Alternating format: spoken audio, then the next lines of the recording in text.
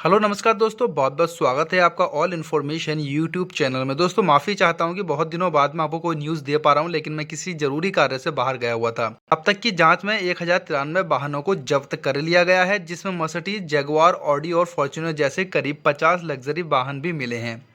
इसके अलावा करोड़ों रुपए की बेनामी संपत्ति के बारे में भी पता चला। क्या है पूरा मामला, आपको चलिए फटाफट बताते हैं। चुनाव का मामला है, तो ऐसे माहौल में बहुत ही ज़्यादा हमें देखने को मिल जाती हैं ऐसी चीज़ें जिसमें हमें राहत मिल सकती है। बहुचर्चित बाइक बोर्ड घोटाले की जांच का दायरा बढ़ गया है। सीबीआई की जांच में आरोपियों के यहां मिली संपत्तियों के आधार पर परिवर्तन निदेशालय यानी ईडी अब इस मामले में नए सिरे से घोटाले से जुड़े आरोपियों के बारे में ब्यौरा जुटा रही है।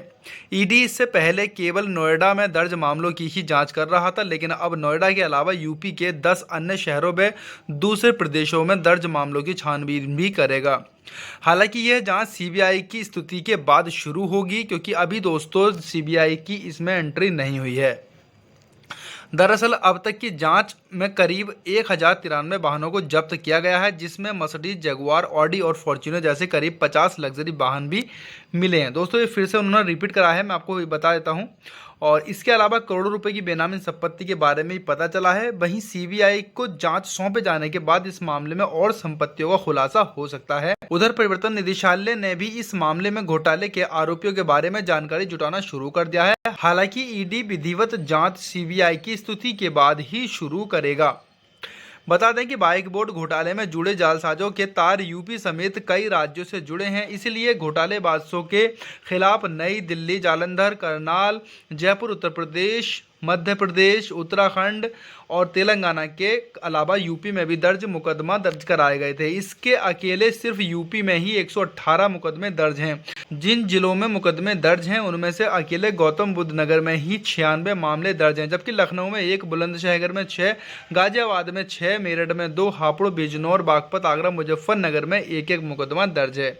ईडी अब तक सिर्फ नोएडा में दर्ज मुकदमों की ही जांच कर रही थी, लेकिन इस मामले में जिस तरह से घोटाले में अर्जित संपत्तियों का पता चल रहा है, उसे देखते हुए ईडी अपनी जांच का दायरा बढ़ाने जा रही है।